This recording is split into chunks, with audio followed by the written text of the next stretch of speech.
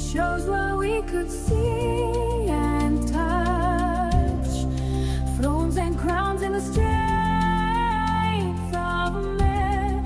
And slowly our hearts were shaped by that choice, till injustice grew where trust had been. From king to king, the wound went deep, till the land itself could no longer stand. What began as a wish to be like the world ended with chains and a foreign land.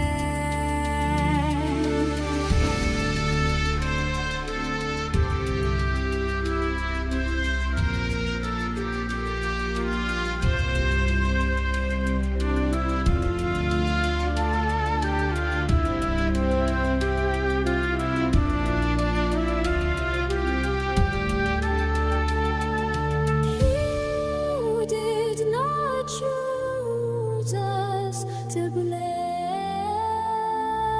in or measure ourselves by the nation's gain. You chose us to carry your name alive, to show the world what it means to live by faith, to walk in justice, mercy, truth, to trust our King, though unseen, to be a kingdom under your rule, a people holy, set apart and free. We were called to be yours alone, set apart, known by your name, not like the nations, not like the world, but a people who walk in your ways.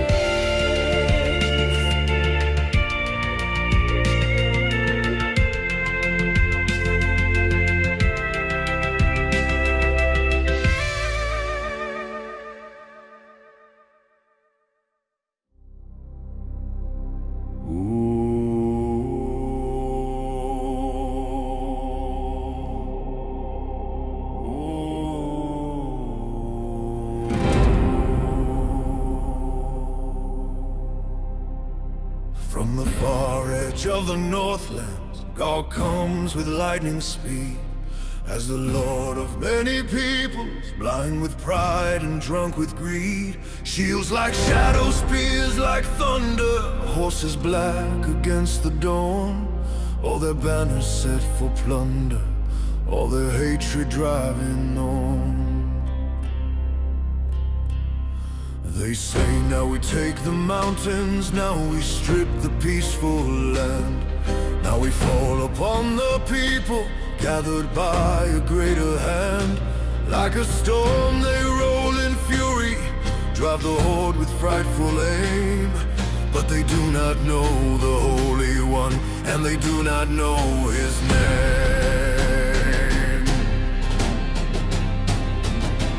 They come against the peaceful dwellings, against the land restored from war, against the fields, against the shepherds, brought back home forevermore. They thought the stillness meant no power, they thought the silence meant no king. They did not hear the wrath behind it, nor the storm their feet would bring.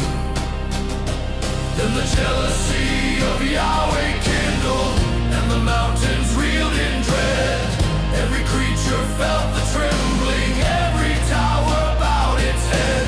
Cliffs were torn and walls were broken, all the proud things of man fell low. For the God who planted Israel rose against the host below. I will make known my holy name in the midst of Israel. I will rise in fire and fury, and the nations all shall tell. There is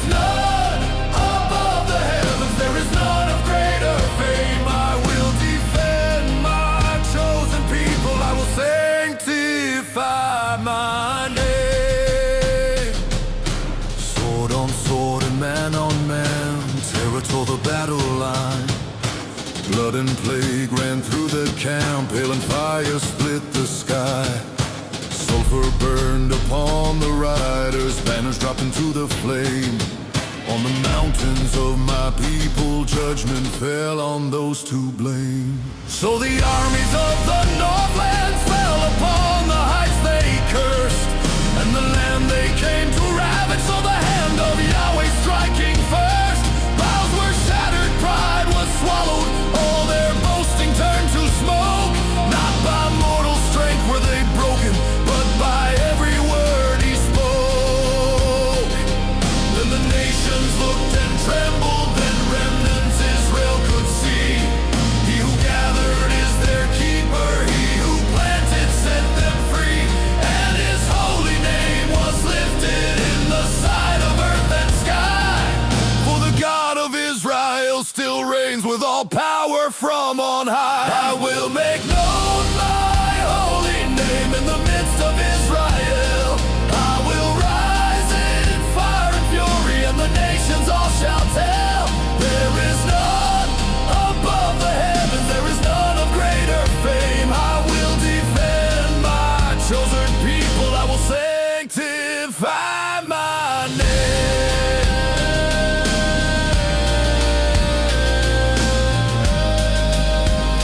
I will sanctify my name.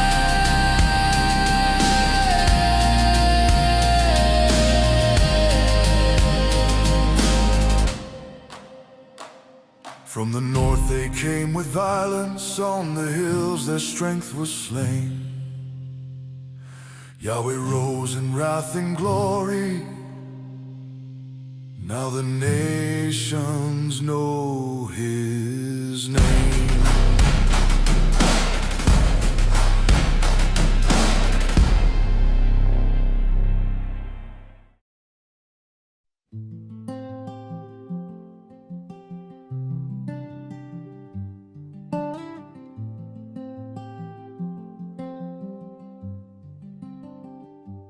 When the thunder has fallen silent, when the smoke has cleared away, still your glory fills the heavens, still your truth outshines the day. You are holy in your judgment, you are faithful, you are true. You defend the ones you gather, there is none like you.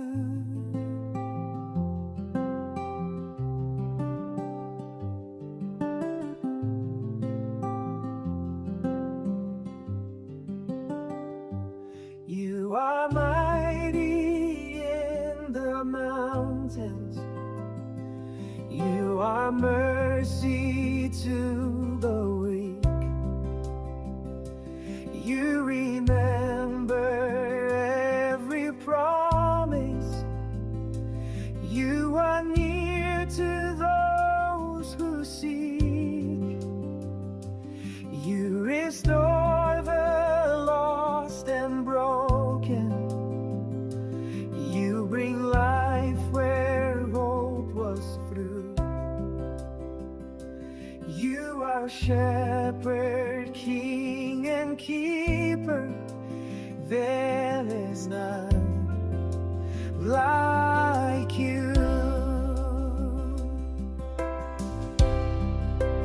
There is none like you, oh Yahweh, none above you, none beside. Holy, righteous, everlasting, Lord of power, Lord of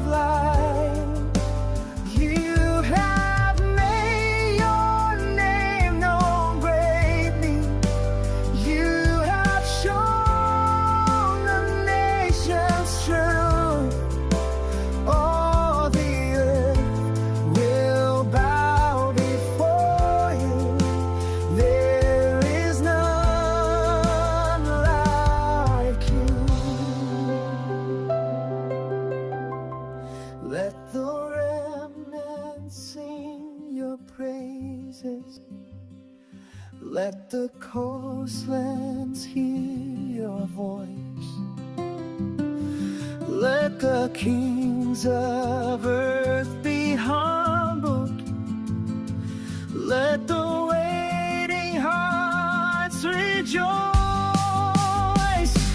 From the valleys to the heavens, let your praise the whole earth move. Well known, our God forever. There is none like you.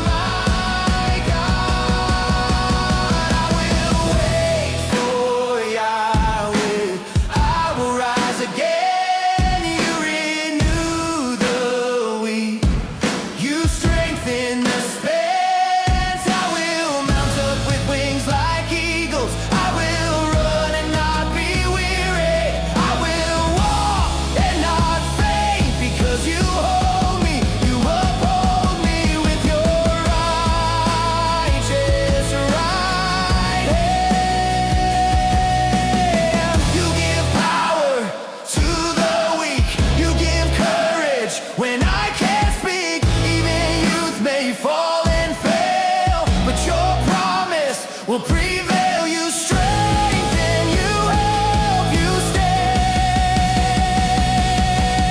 You never turn your face away. I will wait for Yahweh. I will rise again. You renew the weak. You strengthen the spent. I will mount up with wings like eagles.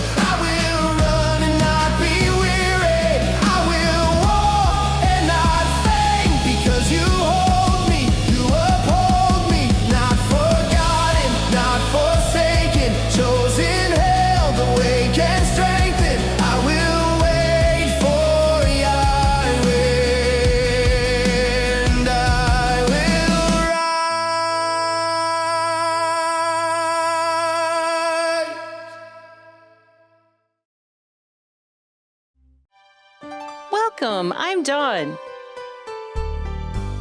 I'm Eliyahu, and this is Zion Tabernacle of Greater Austin, Texas.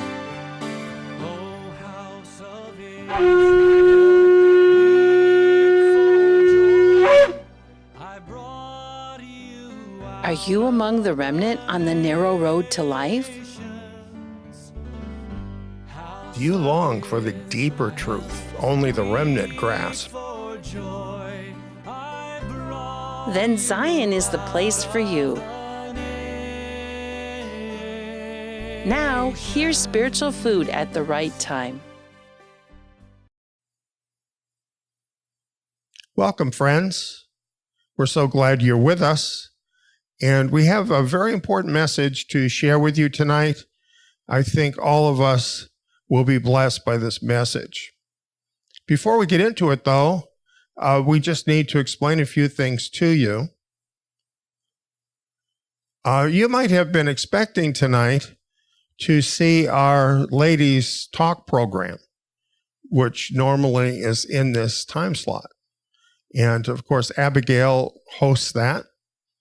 And Abigail is also the host of our radio station. She's our radio station manager, in fact.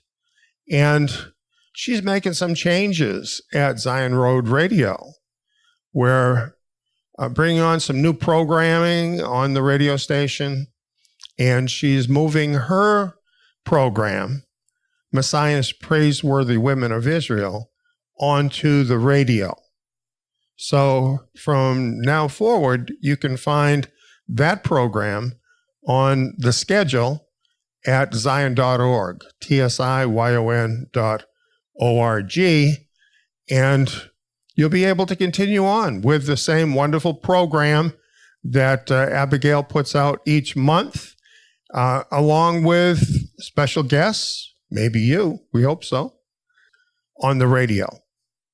And we're really excited about this because we kind of feel like this will draw more women to come and enjoy this wonderful program on Zion Road Radio.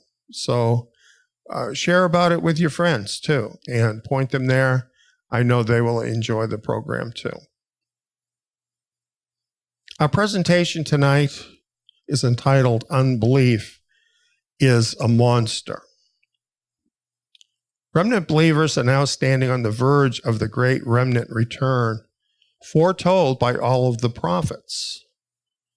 And if you've been following the news, you can see that there is a tendency in the affairs of the world that is unmistakably bringing us closer and closer to the signs that are prophesied in Scripture to happen that will bring in that great call to the remnant nation to return to our land.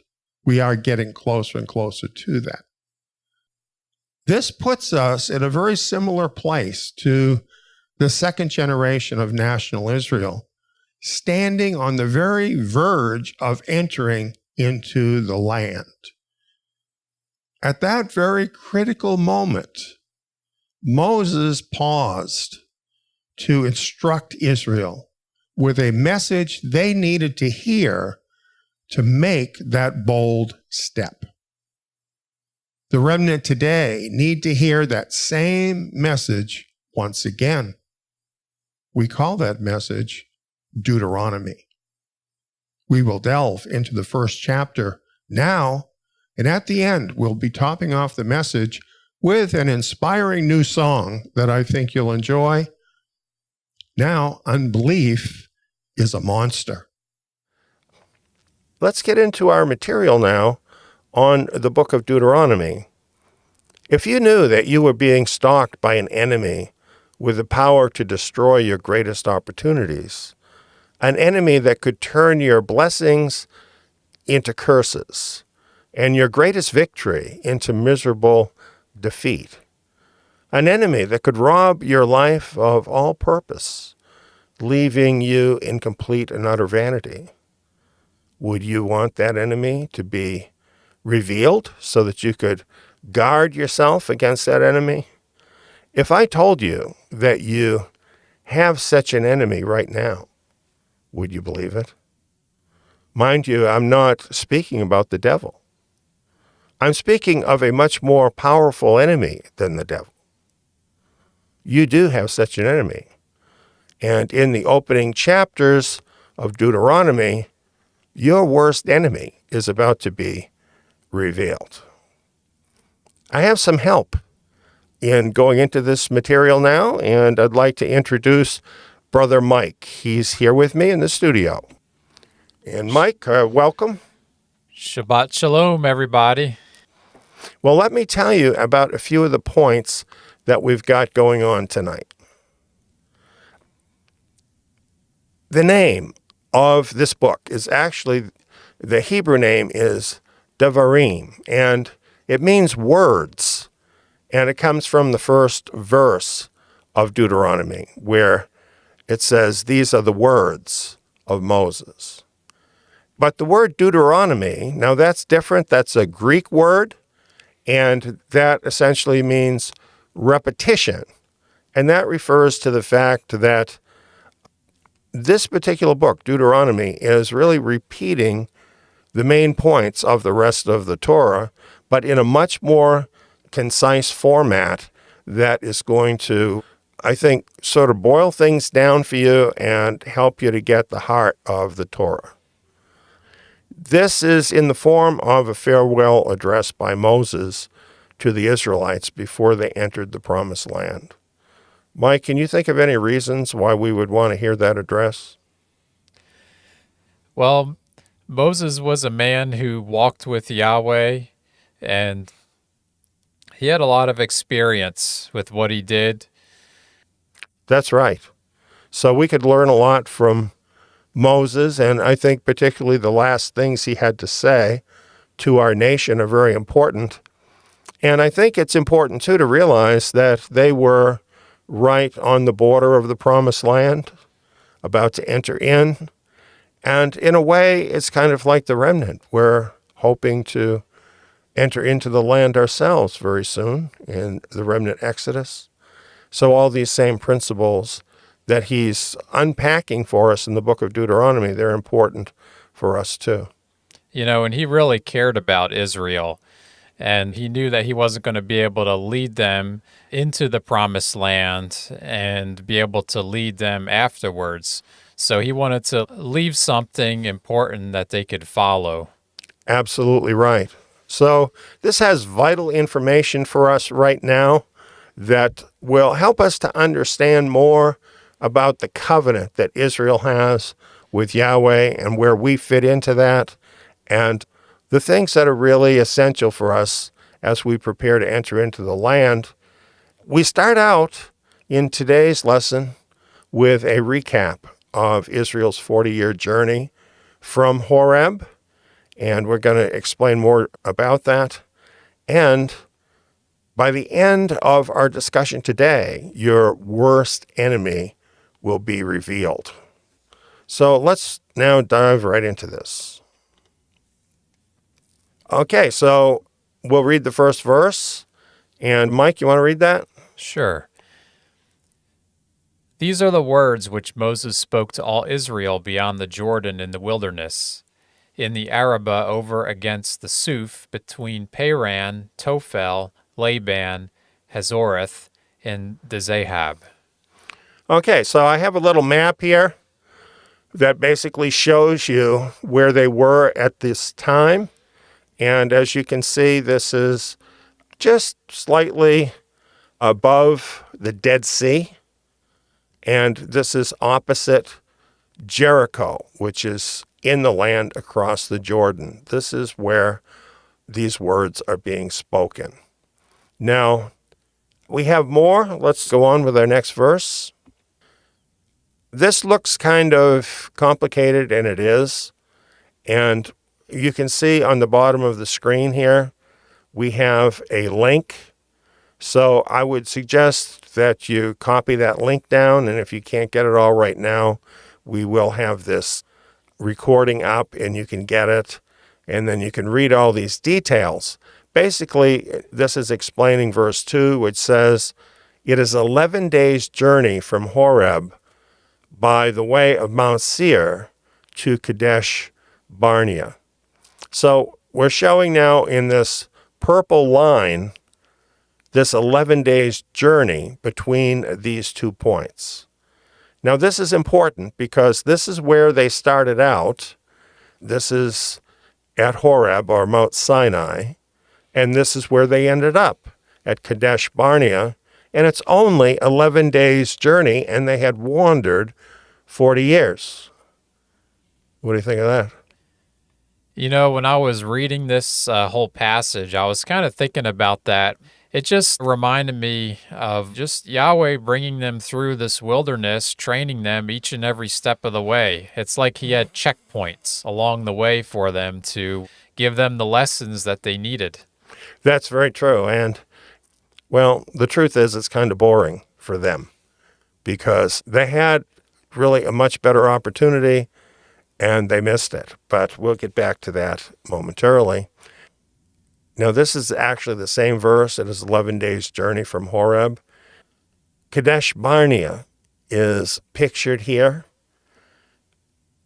It's actually the modern day term or name is Petra. And you've probably heard of Petra. Petra means rock because this is the place where Moses brought water out of the rock. Now, a lot of times people think the rock had to be some little rock that he hit. How is that going to provide enough water for millions of people and all their cattle? Definitely not. And, in all the movies that I've seen, you had 20, 30 people and a little rock. Yeah, right, exactly. Well, it's believed by many of the people that live in that area and others who have researched this that this gorge called the Sig is actually where Moses struck the rock and it split. And an incredible amount of water gushed forth out of this. I've actually been there, and there are no pictures that actually give you the sense of what it's like to go through that gorge. It's just amazing. It goes up so high, and you've got this steep wall on both sides of you.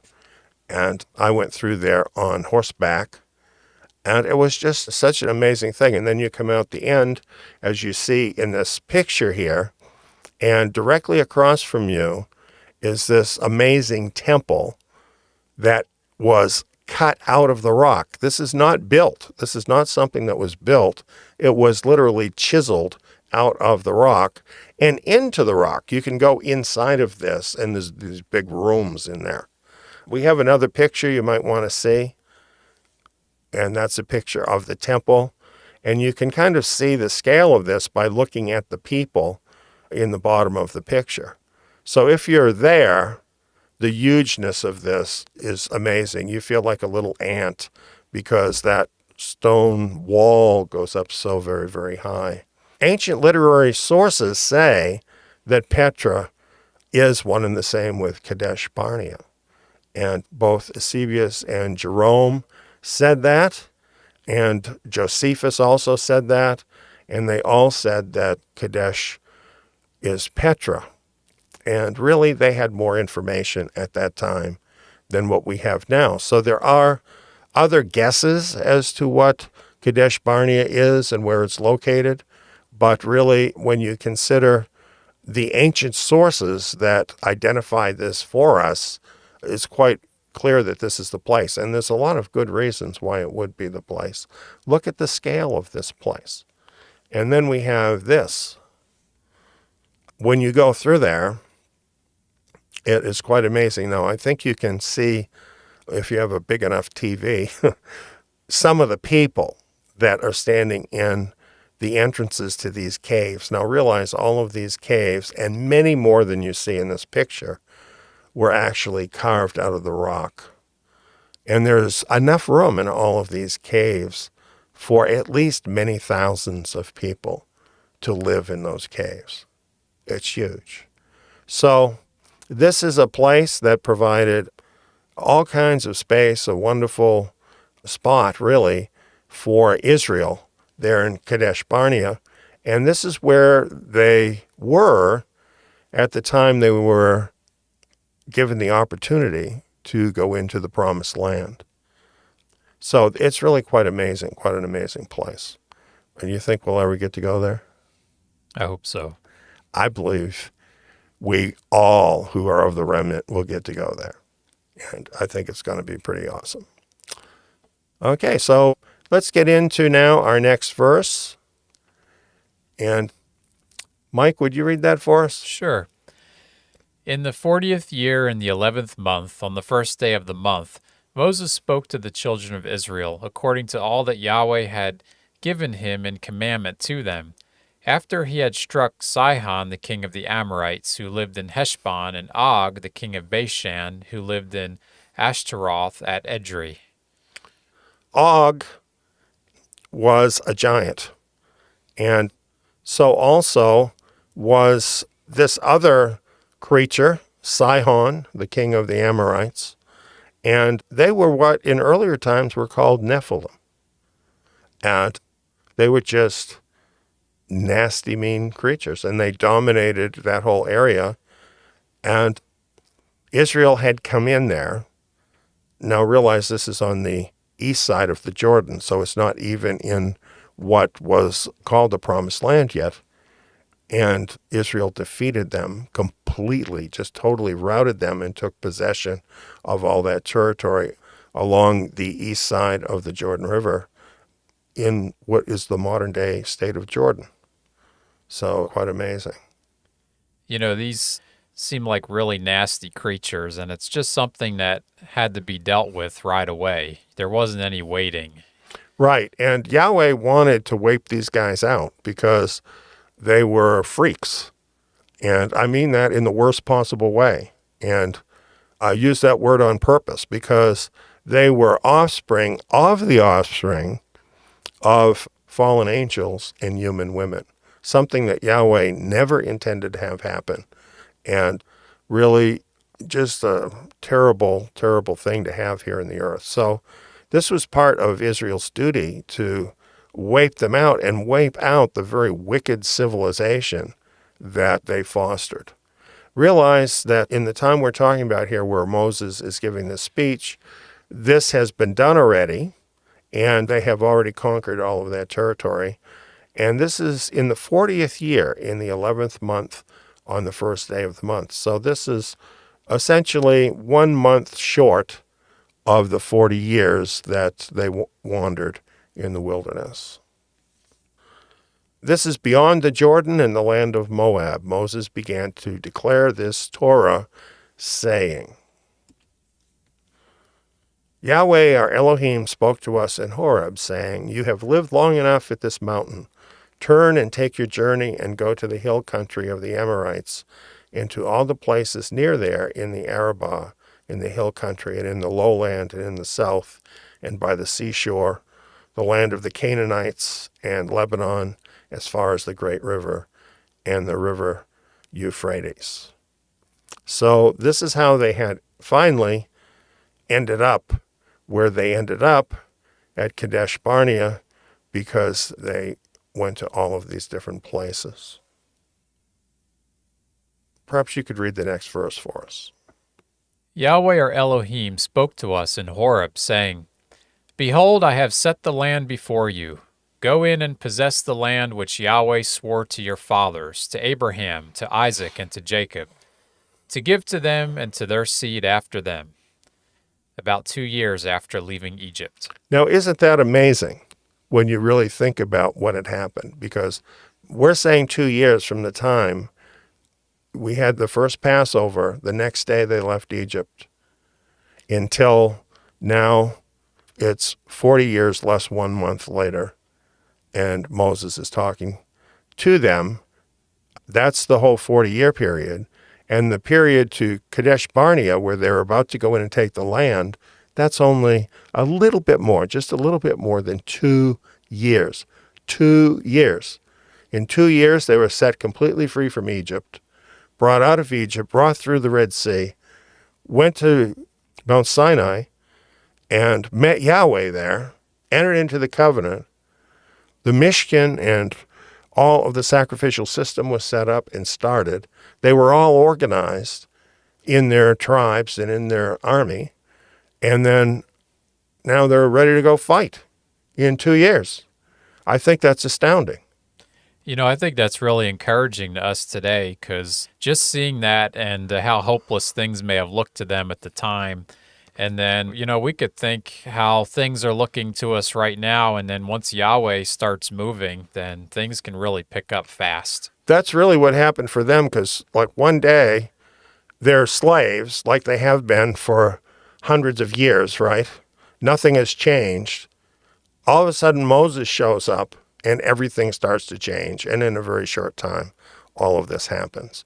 And all for a purpose. They were told through it all that Yahweh was taking them to the land he had promised their forefathers, and he was going to give them that land. So all of this was with that purpose of going in to take that land, to possess that land.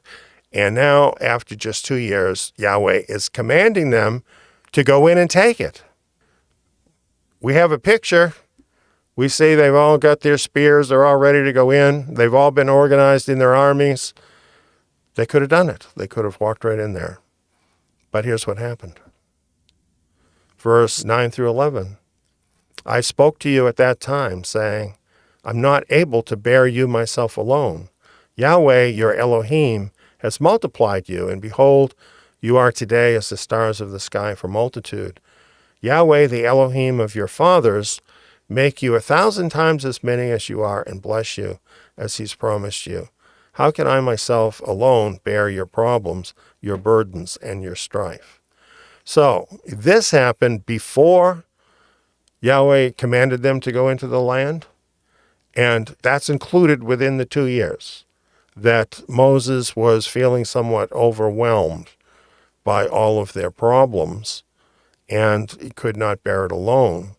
And he wasn't scolding them. Do you notice what he is saying here? He's giving them a blessing even while he's telling them about the burden. And we have more about this here. Perhaps you'd like to read verse 13 for us. Take wise men of understanding and well known according to your tribes, and I will make them heads over you. Yes, and it says, you answered me and said, the thing which you have spoken is good to do. So Moses told them what to do, and they agreed to it.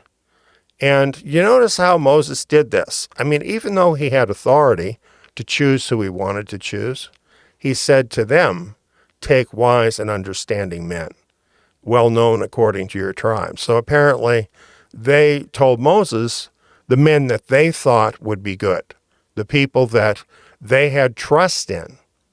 And then Moses says, I'll make them heads over you. So he's putting them now as heads within their individual tribes, and these are people that are already approved. And I think that's a pretty good picture of the order of Israel.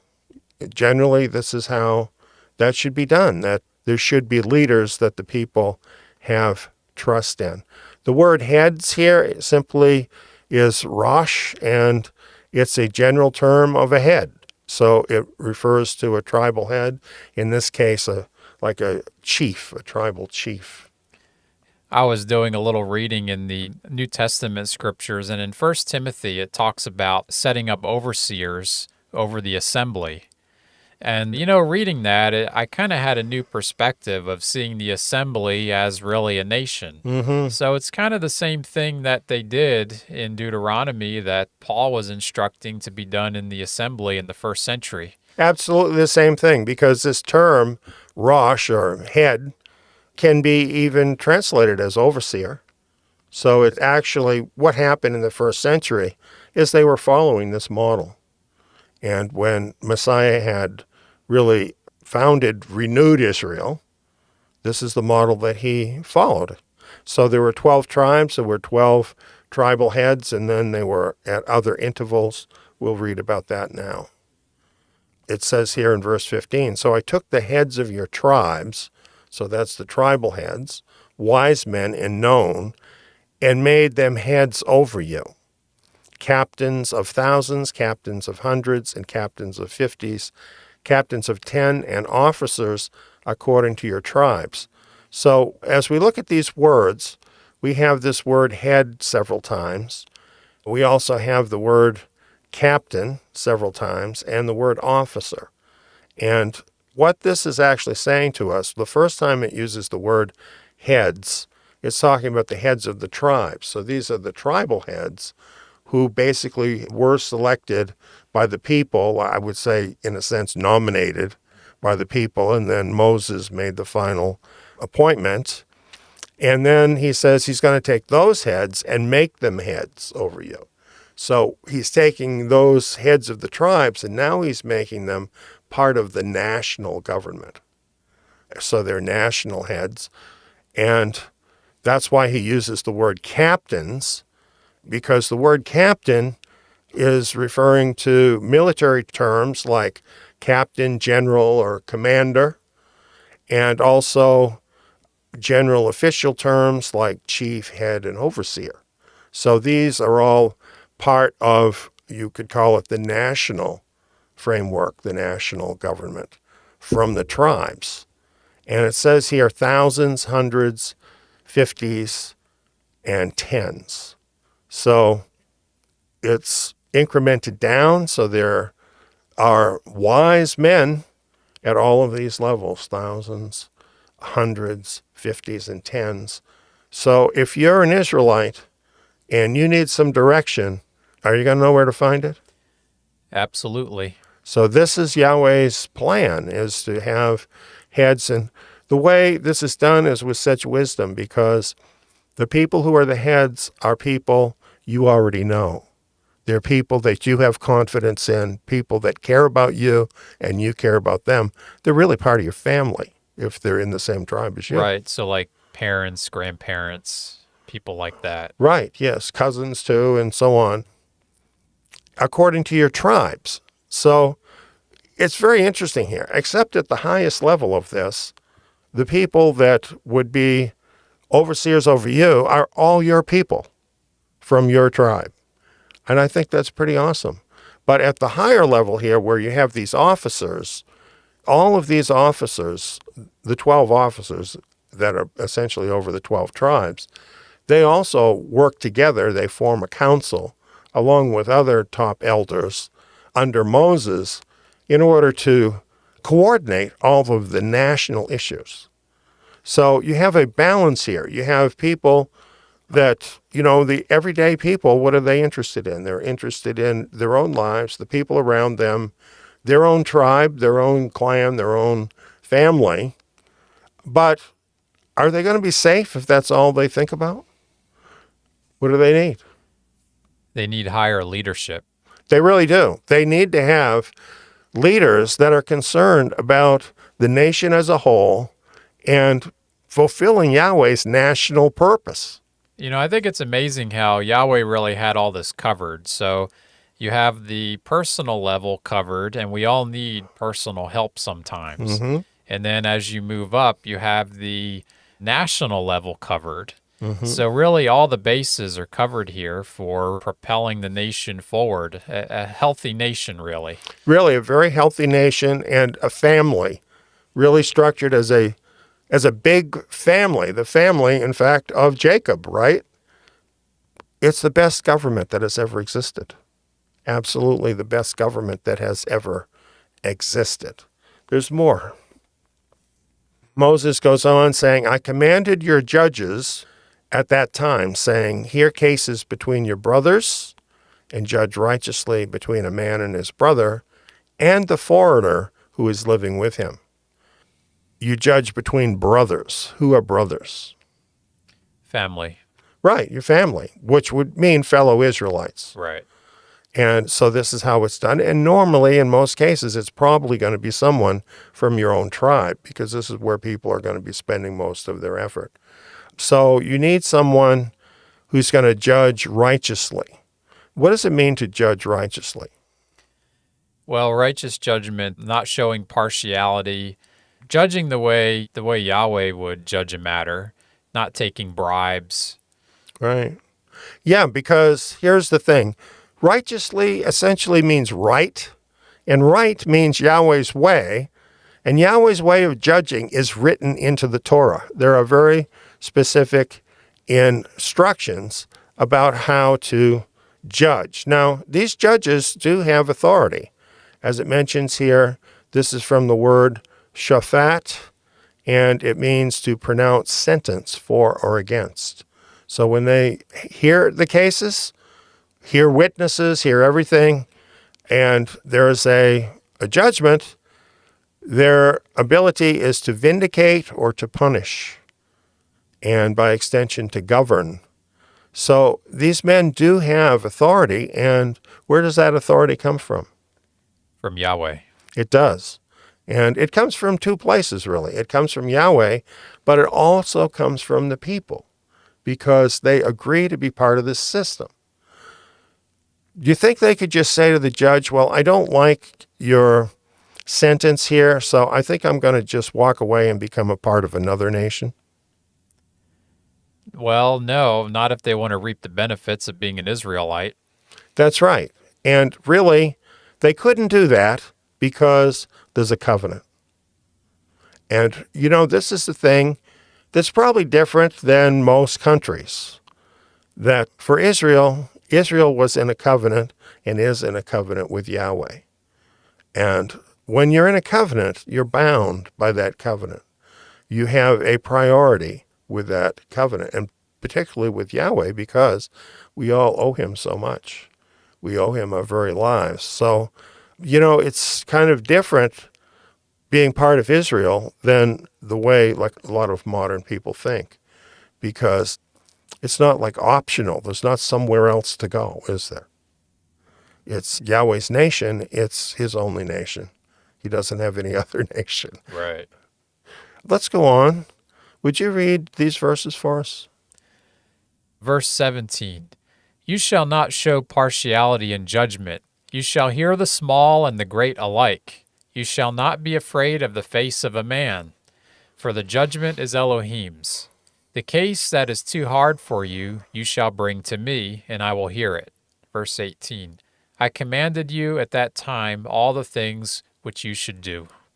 Now, basically what Moses is doing here is he's reminding them that before they were ever commanded to go in the land, he already had done all this with them. That, in other words, he had already totally organized them to be able to go into the land and take it. They had the leadership they needed. They had it all together. That's why in verse 18 it says, I commanded you at that time all the things which you should do. He's saying you were ready. Everything was ready here. You had the men in place. You had the leadership in place. Everything was ready here. And of course, the points you were making are in here about the judgment, no partiality, small and great, judged alike. Don't be intimidated. Of course, no bribery. And if you don't know the answer, don't guess. Yeah.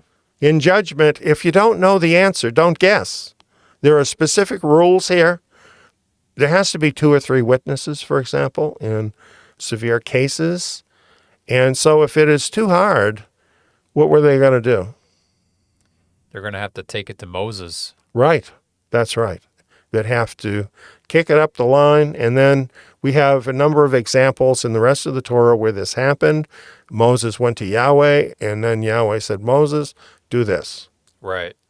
You know, and bringing up the New Testament again, I read some verses in 1 Corinthians talking about believers essentially doing the same thing, setting up judges and not having their cases judged by unbelievers.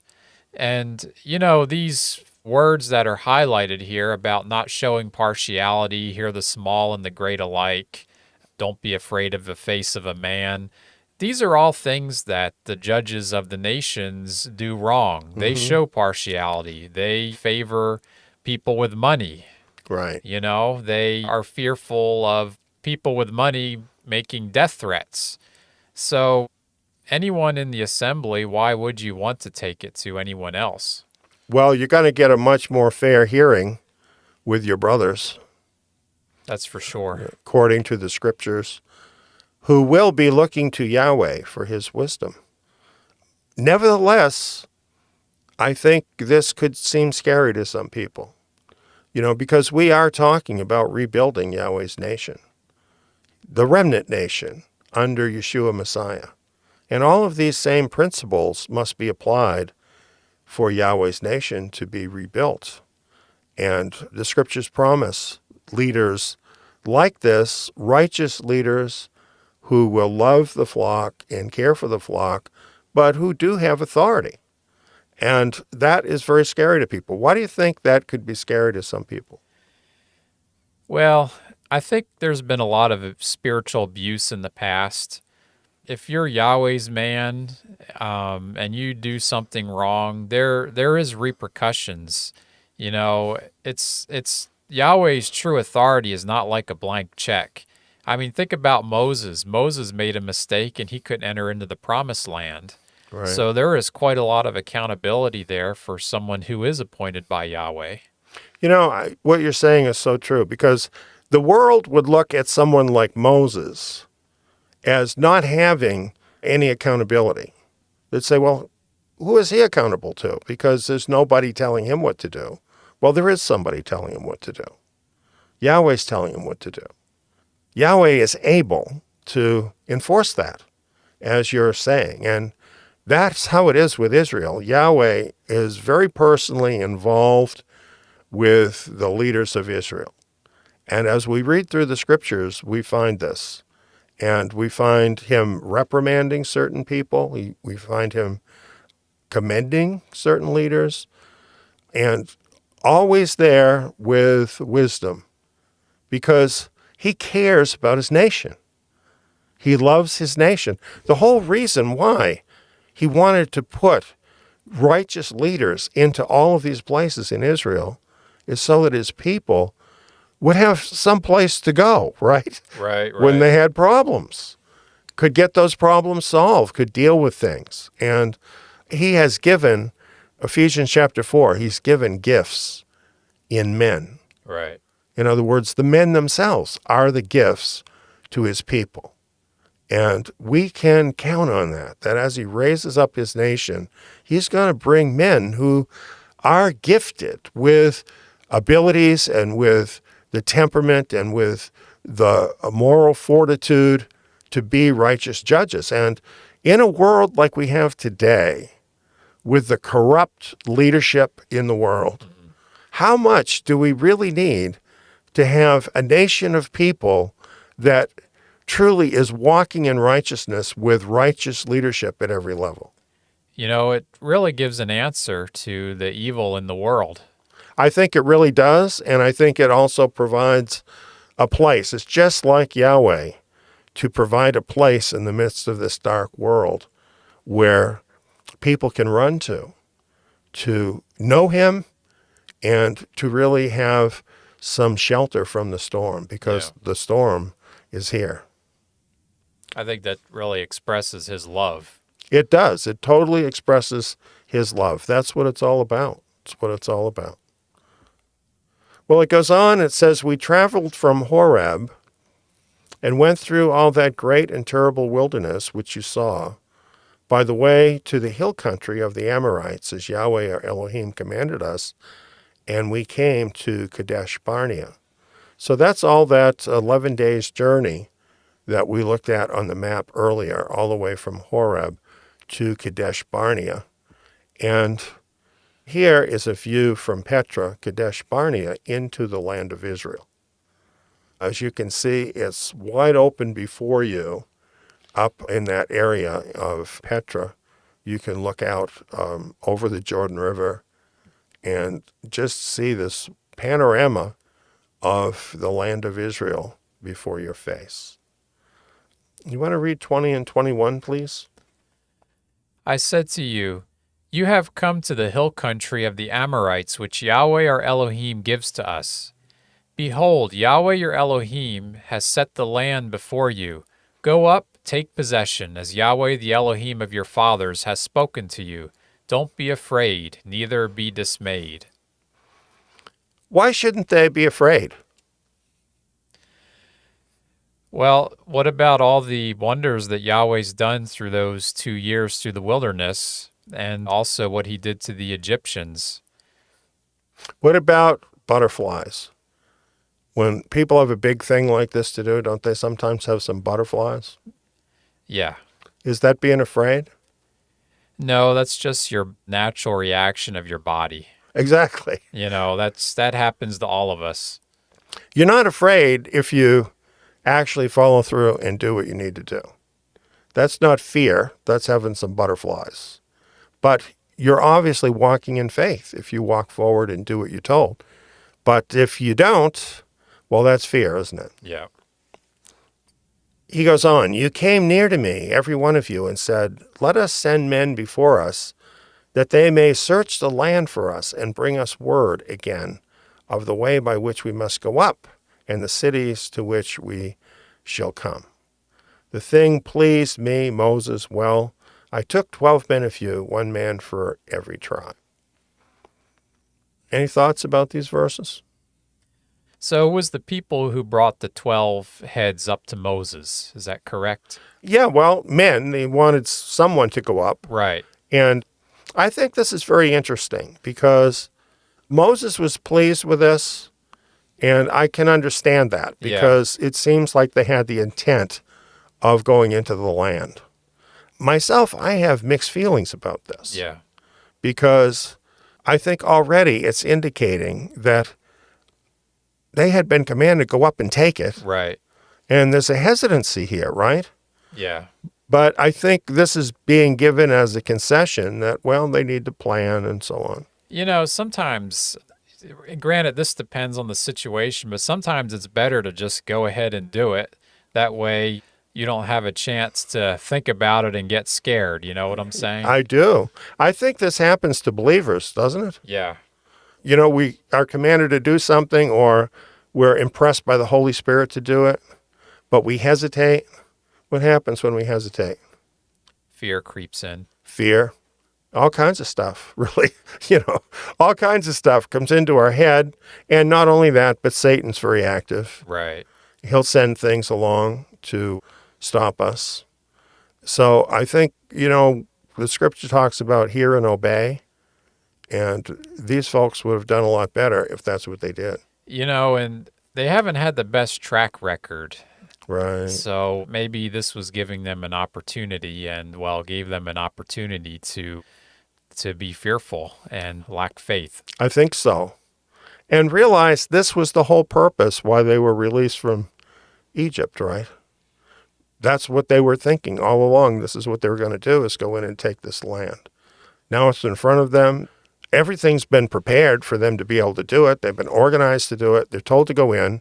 But no, we've got to see it first. We've got to understand this. We've got to understand this. Did they really have to understand this in order to win the battles? That wasn't in the instruction. Particularly in Western countries, we're like this. Yeah. We've been trained to be like this, really. That we have to understand everything before we will go ahead. And that might be okay, like with other people and stuff. With Yahweh, that's not okay, because he knows all kinds of stuff you don't know. And I feel like when you start taking that step forward, if there are things you need to know, Yahweh will reveal them to you. And, we're going to read further on when they do take the promised land that Yahweh did have some specific instructions for them. Right. And no doubt if this generation went to take the promised land, Yahweh would have had specific instructions for them as they were moving towards it. Right, exactly. I think there's a very big lesson in this, in what they did, and this hesitating in order to understand better is really not a great idea when you have a command from Yahweh. There are times when you don't know what to do, and that's a different thing. You have to stop. You have to pray. That's not what I'm talking about. It says, they turned and went up into the hill country and came to the valley of Escol and spied it out. They took some of the fruit of the land in their hands and brought it down to us, and brought us word again and said, it is a good land which Yahweh our Elohim gives to us. So was Yahweh lying to him when he told him it was a good land? No. No. No. It's a good land. Yeah. And they found out it was a good land. They saw that it was a good land. So I think that's so important. When Yahweh tells you something, friend, just believe him. Just believe him. He's not going to lie to you. He doesn't lie. He's not a man that he should lie. Yet you wouldn't go up. You wouldn't go up, but rebelled against the commandment of Yahweh your Elohim.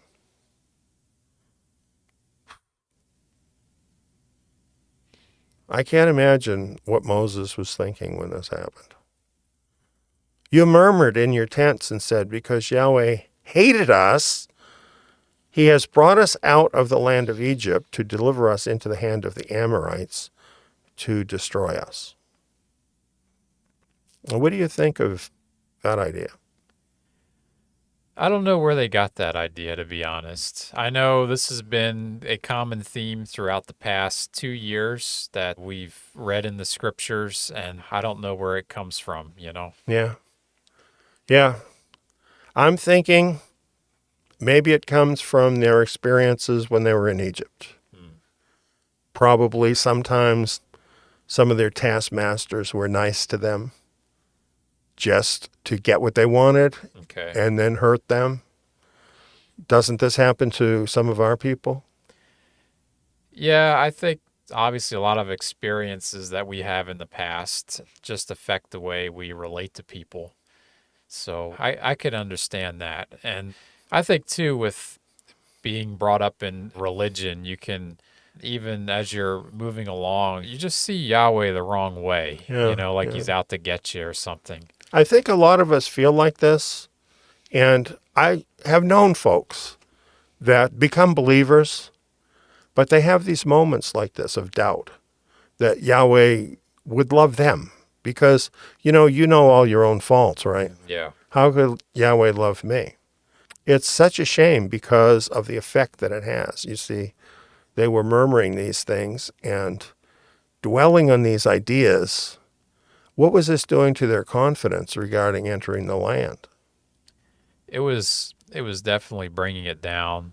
Yeah. It's kind of like a cancer too, Yeah. once people start doing it, there's a whole atmosphere of it. Right. Yeah, that's so true. That is so true. 28. Where are we going up? Our brothers have made our heart melt, saying, the people are greater and taller than we. The cities are great and fortified up to the sky. Moreover, we have seen the sons of the Anakim there. Now there's all kinds of excuses that are arising. The people are greater and taller than we. So does that mean that they can't take the land? No. No, no, it doesn't mean that. The cities are great and fortified. Does that mean they can't take the land? No. No. What about the sons of Anakim? That's kind of scary. The giants are in there. They dealt with them before, didn't they? They did. As a matter of fact, Yahweh said that he would send bees Yeah. against the giants. Even giants don't like bees. Yeah. Yeah. Yahweh has his ways, Right. and he could handle it. So Moses goes on, then I said to you, don't dread, neither be afraid of them. Yahweh your Elohim, who goes before you, he will fight for you according to all that he did for you in Egypt before your eyes, and in the wilderness, where you have seen how that Yahweh your Elohim bore you, as a man does bear his son, in all the way that you went until you came to this place. So was Moses buying into all of their discouragement? No, he was trying as hard as he could to encourage these people and try to remind them and build up their faith. Right. That's right. And of course, what he's telling them is because of Yahweh, you don't need to be afraid. Right. And look at all that Yahweh's already done for them. Was that true? Absolutely. So really, what they were saying, would you call it a slander against Yahweh?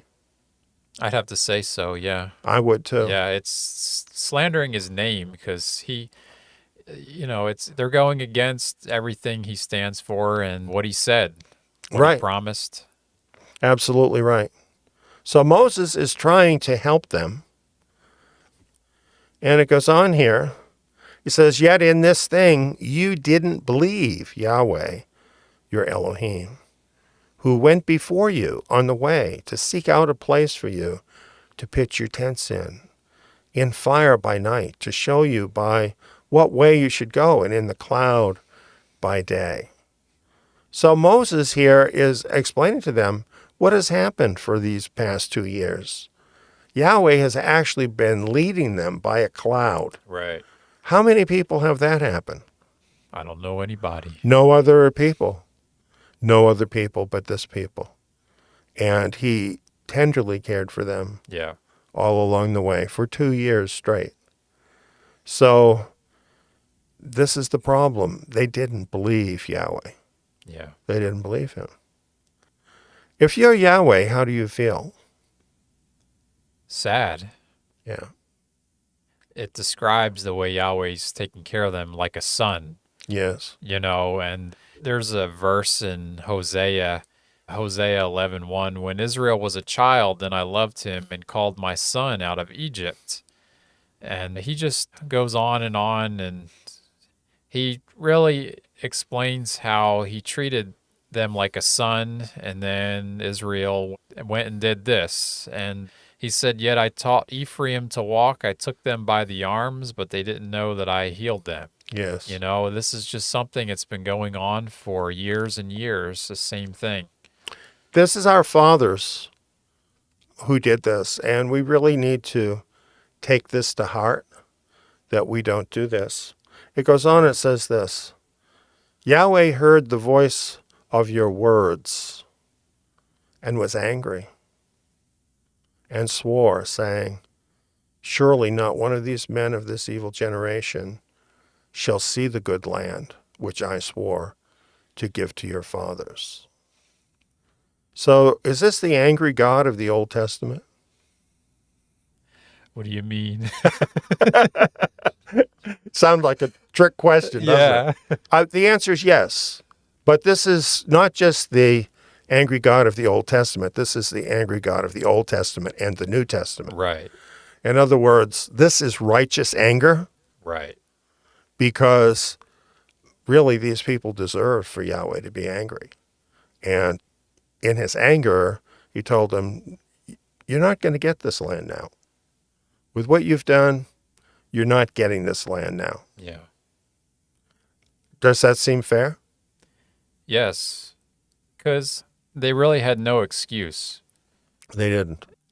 You know, like I said earlier, I don't really know what to say about it. I mean, we were talking about how maybe it was the way they were treated in Egypt, but obviously what happened was it took a whole generation of living in the wilderness under Yahweh for 40 years. You know, it's hard to change, really. Right. And it takes time. And I guess these Israelites, they went through this crash course, if you will, and they couldn't make the cut. It was too much for them. I don't know what else to say, really. You know what's supposed to happen when we meet Yahweh? You know. Change. Change. Listen, when you meet Yahweh, you need to change. Yeah. Because he's not the people that abused you in the past. And he doesn't want to be angry at you. And if you make mistakes, he's not even angry about that. Yeah. He just wants to help you. Yeah. This went way beyond making a mistake. Because this is the whole reason why they had come there Yeah. over those 2 years. And they refused to do the will of God. Don't think that Yahweh is going to smile on you if you refuse to do his will. There's absolutely nothing you will find in the scriptures anywhere that will support that position. Right. Yet many, many people think that. They think that even if they don't do God's will and just do their own will, that he is going to smile on them. And this is ridiculous. Yeah. We see this over and over in the scriptures. I'm going to have more to prove this too as we go along. But we need to understand this, that we were saved not just because we're so great and we deserve to live forever. Mm-hmm. We were saved for a purpose, just as these people were saved as a purpose. And that is, our purpose is to do his personal will for us. Right. Or his corporate will for his nation. Right. Right? And these other things are perks, really. Right. Benefits. And it's what he wants to do with us. Yeah. You know, he wants to bless us. Right, right. Right? But we are the ones that prevent that when we refuse to do his will. These people who refuse to enter the land, whose fault is it that he now says, well, you're not going to enter the land? It's their fault. It's their fault. And everything that goes with that is going to happen to them because they made that choice. It's a bad choice. When you decide that you are not going to do his will, you're going to do something else. I'm telling you now, bad things will happen in your life, and it's not his fault, it's your fault. Don't let that happen. Yeah.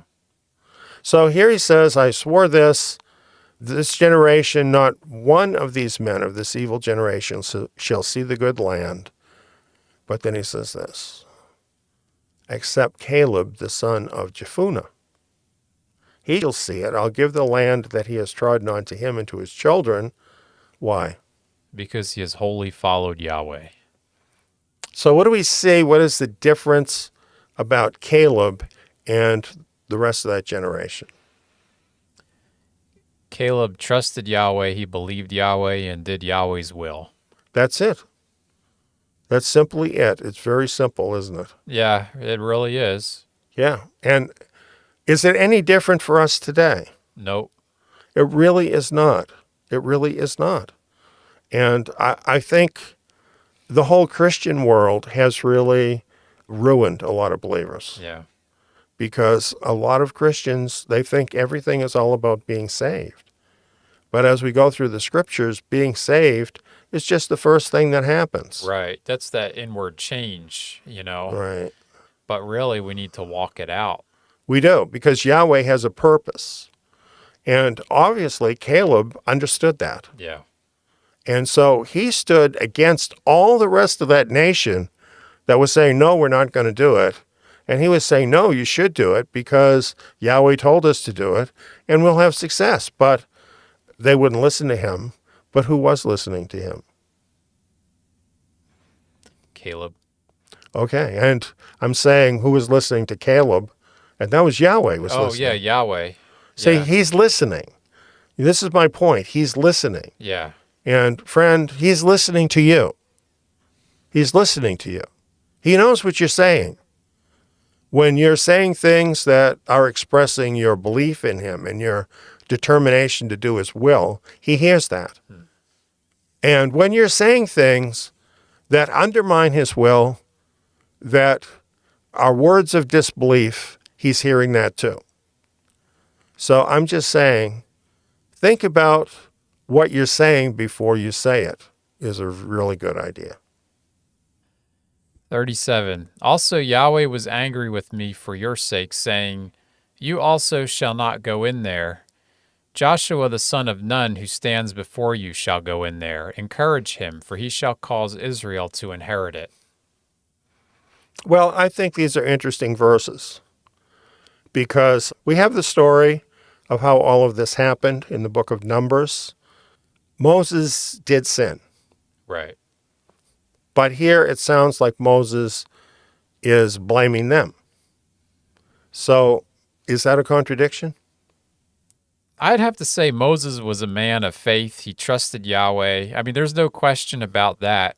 And these people really pushed him to the limit, and he made a mistake. And it was a really bad mistake. Right. But he made a mistake. Exactly. So do you think, though, that they could have been a part of that?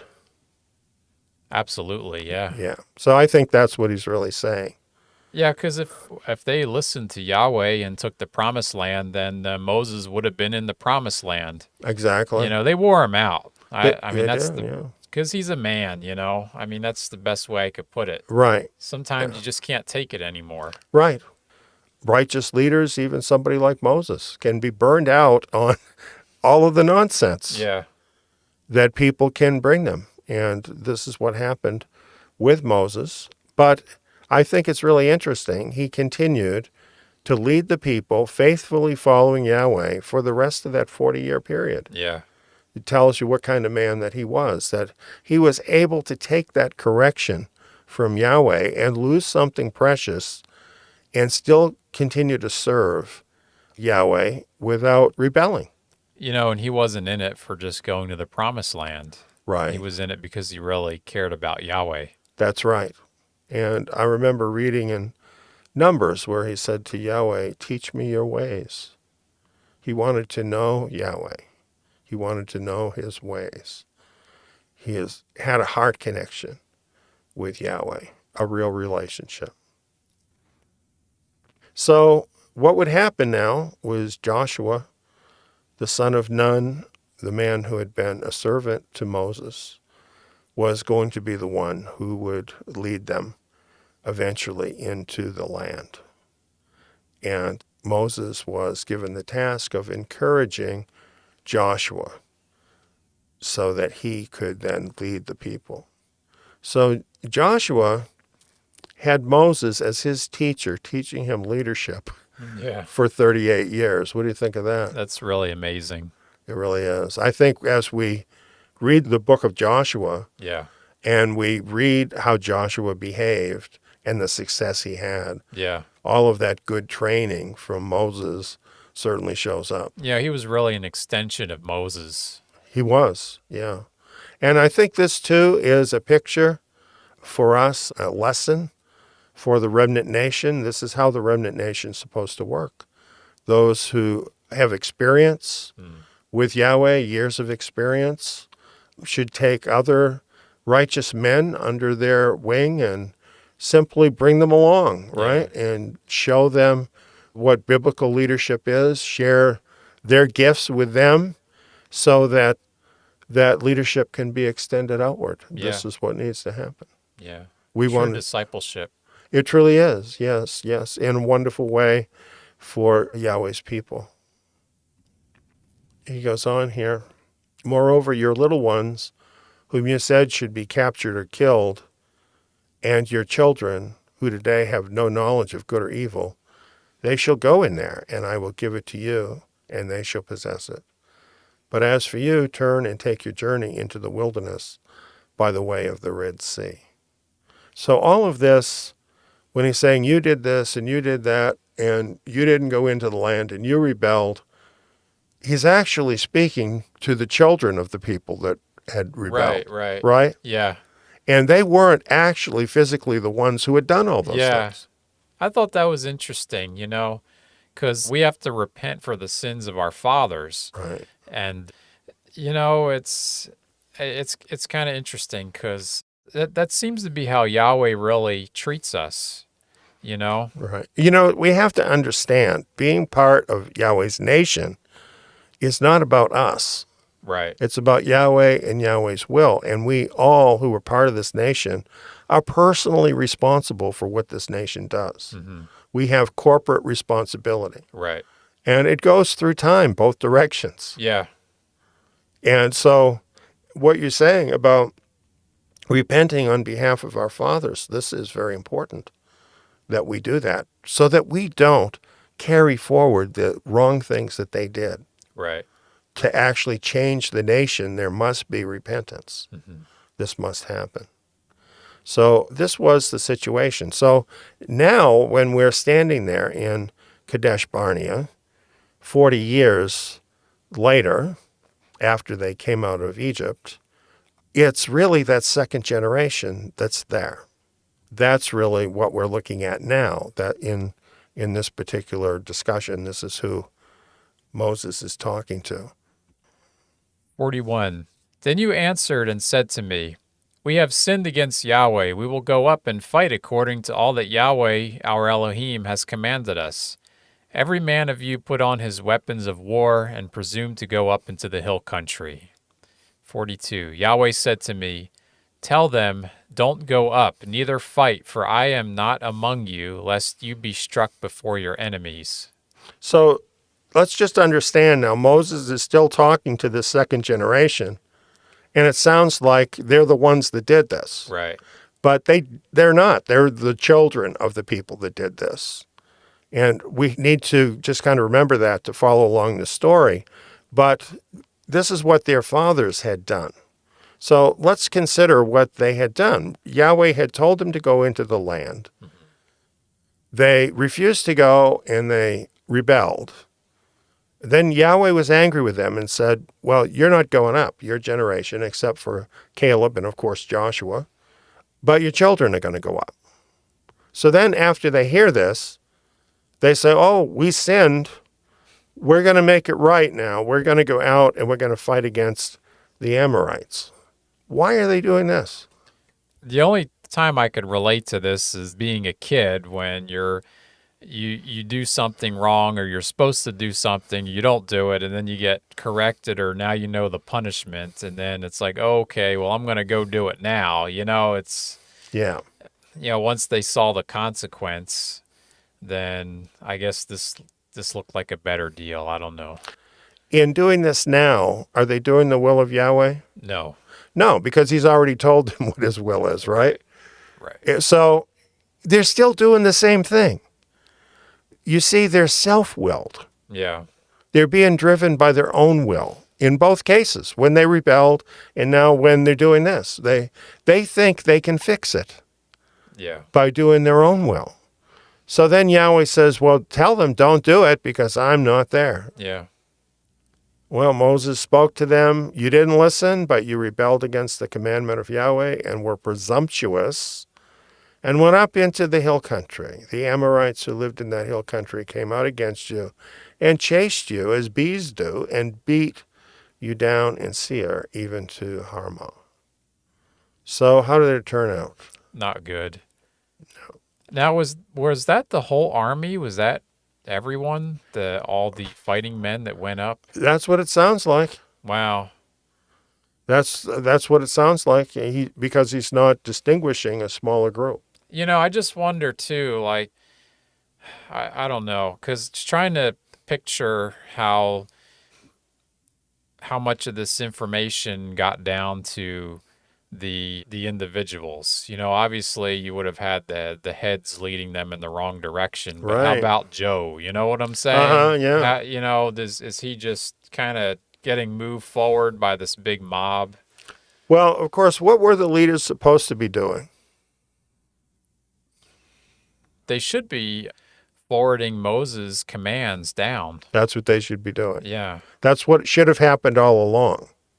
So obviously, the whole nation got caught up in this unbelief Yeah. and rebellion, including the leaders, unfortunately. That's what happened, except for, of course, Moses and Aaron, Right. and also the two spies, which was Caleb and Joshua, Right. that were righteous. The rest of them, they all did this. And you see, what it's about is, in covenant with Yahweh, we're to do his will. We're to follow his commands. We're to obey him. When we decide to do something different, like the opposite of what he tells us, what is going to happen? A lot of trouble. Is he going to be in it when we decide to do the opposite? No. You see, I see this happen to believers sometimes. They have something they want to do that's opposite to what Yahweh wants them to do. So in their head, they tell themselves, well, if I just do this, then Yahweh is going to be with me and it'll make everything okay. And I feel like, too, people can get into a false sense of security because they might be in Yahweh's will or heading in a certain direction and they're being blessed. And then they think, well, if I go do this other thing, I'll be blessed too. I'll be okay. No, you might end up dead. You know what I'm saying? And I think people need to have a godly fear of that. They do. I think they do. Yeah. Yeah, because these things do happen. And we have, in the scriptures, we see this happen. And it's a shame what happened to these people. But you see, this is what happens when you essentially fall from grace through unbelief. When you will not believe Yahweh and obey him, then you are cutting off your connection with him. It's not that he's done it. Right. You've done it. Right. And if you're choosing a route that's contrary to his will, that's the wrong direction. Yeah. And that can only lead to trouble.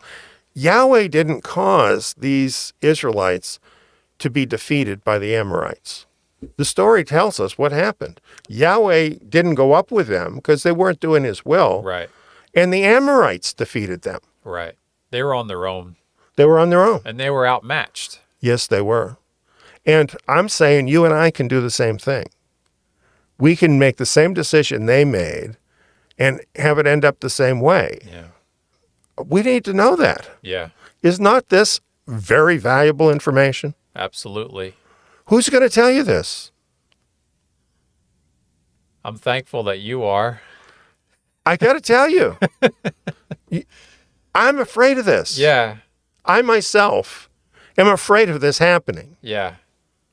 I think about this because I have a purpose, just like they had a purpose. I have a purpose in my life.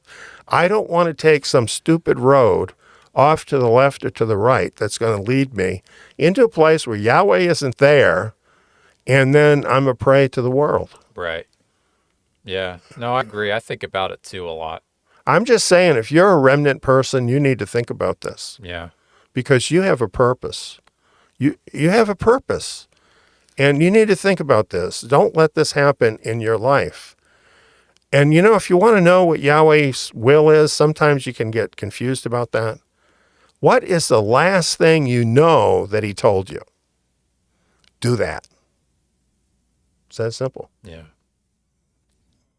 It says, you returned and wept before Yahweh, but Yahweh didn't listen to your voice, nor turn his ear to you. So you stayed in Kadesh many days, according to the days that you remained. So they cried, and then Yahweh forgave them, right? I guess he did forgive them, but they never got to enter into the promised land. I don't see where he forgave them. No? Do you? It says Yahweh didn't listen to your voice. Yeah. Isn't that right? Yeah. Yeah. Why were they weeping? They're weeping because of their loss. That's what they're weeping about. Yeah. Do you see any repentance here? No. You say, listen, if you want Yahweh to forgive you, it requires repentance.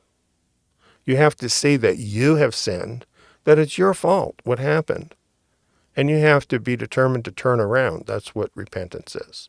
If you do that, Yahweh will forgive you. If you don't do that, but you just cry and make a lot of noise, he can see through that. Yeah. Why do we think that Yahweh is stupid? That he can't tell the difference between somebody who is sincere and is truly repenting and somebody that just doesn't like what's happening in their life? There is a difference between the two, don't you think? Yeah. So I think we need to know that. You know, Yahweh is a person, friends. He is a person. You can't snow him. You can't, try and fool him. He's not like that. He knows what's happening. Truly, if you do the wrong thing and you truly repent and you seek his help, he wants to help you. He will forgive you. And he would have done that back then, although in this particular case, he had already made his judgment. He wasn't going to change that. But he did show them a lot of grace despite this fact, don't you think? Yeah. Because he didn't just kill them all. Yeah. And not only that, but he took care of them for the rest of their lives. So they stayed in Kadesh many days, according to the days that you remained. They were there in Kadesh for a long time, in Petra a long time.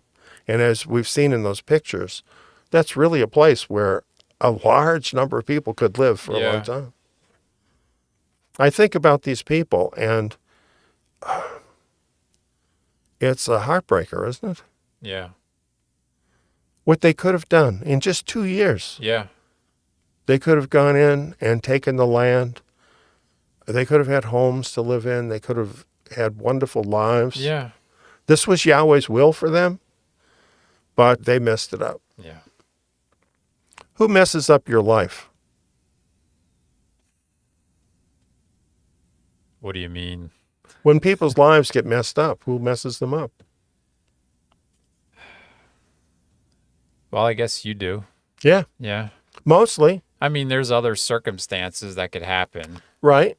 I mean, the remnant are called the afflicted, which Right. means they're afflicted by other people.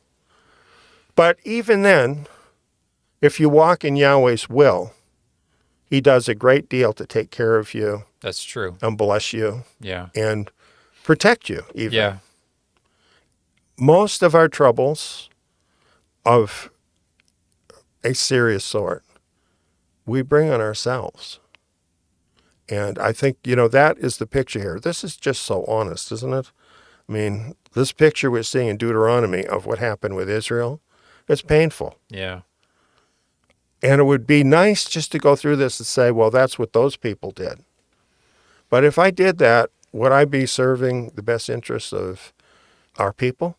No, we really need to look at ourselves as we go through these verses. I think we do. Really need to consider ourselves. And, when you look around you and look at various religious organizations you may have been a part of, experiences you've had, really, I think you see these same traits over and over again happening with people. That certainly has been my experience. I've also seen some wonderful, faithful people. Yeah. And the contrast of what happens with them. Yeah. People like Caleb. Yeah. And Yahweh watches and listens, and it makes a difference. Yeah. It makes a difference. Then we turned and took our journey into the wilderness by the way to the Red Sea as Yahweh spoke to me. And we encircled Mount Seir many days. Yahweh spoke to me, saying, You have encircled this mountain long enough. Turn northward, command the people, saying, You are to pass through the border of your brothers, the children of Esau, who dwell in Seir, and they will be afraid of you. Therefore, be careful. So we're in chapter 2 now, and Moses is explaining now what this second generation was doing. Yeah. And Yahweh told them to just bypass the Edomites because they were related to the Israelites, Esau or Edom being Jacob's brother. So another people that they were related to, and they were not to fight against them. Yahweh keeps track of all of this. Don't contend with them, for I will not give you any of their land. No, not so much as for the sole of your foot to tread on, because I have given Mount Seir to Esau for a possession. You shall purchase food from them for money, that you may eat. You shall also buy water from them for money, that you may drink. For Yahweh your Elohim has blessed you in all the work of your hand. He has known your walking through this wilderness. These 40 years, Yahweh your Elohim has been with you. You have lacked nothing. So this is what had happened through this 40 years. And of course, this second generation had seen all of this. They had grown up under all of this. And so they were obeying Yahweh. Right. Very, very different situation. So we passed by from our brothers, the children of Esau, who dwell in Seir, from the way of the Arabah, from Elath, and from Ezion-Geber. We turned and passed by the way of the wilderness of Moab. Yahweh said to me, Don't bother Moab, neither contend with them in battle, for I will not give you any of his land for a possession, because I've given Ar to the children of Lot for a possession. So again, related to Israel, these people were related to Israel through Lot, and so they were not to harass them or try to take any of their land. Would you read these verses? The Emim lived therein before, a people great and many, and tall as the Anakim. These also are considered to be Rephaim, as the Anakim, but the Moabites call them Emim. The Horites also lived in Seir before, but the children of Esau succeeded them. They destroyed them from before them and lived in their place, as Israel did to the land of his possession which Yahweh gave to them. So this is all the backstory of this area of Moab. And again, what we find is all of these people were dominated by the Anakim or the Rephaim. These were people descended of the Nephilim, giants, great people, giants. Now rise up and cross over the brook Zered. We went over the brook Zered. The days in which we came from Kadesh Barnea until we'd come over the brook Zered were 38 years, until all the generation of the men of war were consumed from the middle of the camp, as Yahweh swore to them. Moreover, the hand of Yahweh was against them to destroy them from the middle of the camp until they were consumed. What Yahweh said happened with that generation. I guess that goes back to that forgiveness, Mm-hmm. because it says that his hand was against them to destroy them from the middle of the camp. Yes. So, yeah, that makes sense. Yeah. And meanwhile, though, he's taking care of them. Yeah. He's providing for them. And they lived out what is basically a normal lifespan for the most part, because these are the people who were the warriors, that generation. So these are people who, at minimum, were 20 years old. Mm. Most of them were probably closer to 40 years old at the time that they basically got this sentence. Right. So the oldest of them probably would have been 80, and the youngest of them might have been like around 60. Yeah. Which is a pretty normal span. Yeah.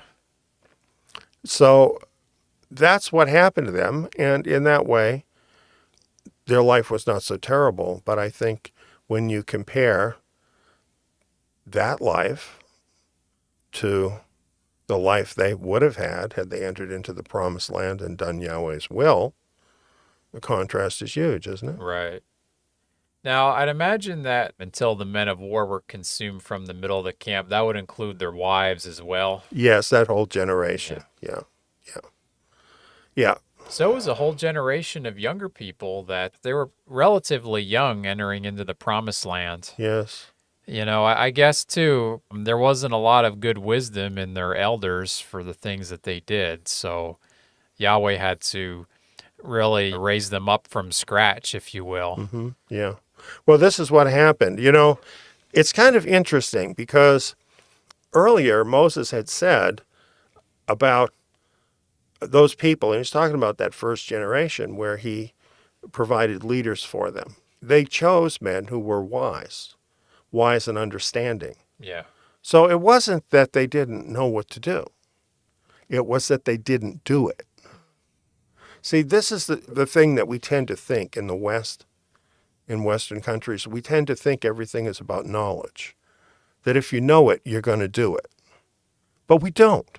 People don't. Yeah. A lot of times we know what is the right thing. When I say we, I don't, I mean our generation of people. We might know what the right thing is. We might have all kinds of knowledge. As a matter of fact, we have knowledge at our fingertips all the time, right? Yeah.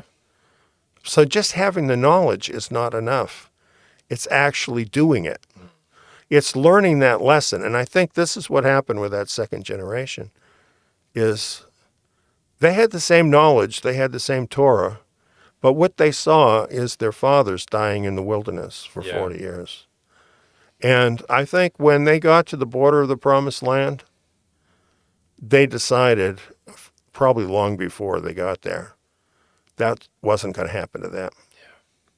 That they were going to do Yahweh's will. They could see what happens when you choose to do something else. Yeah. You know, we have all of Scripture to tell us that too.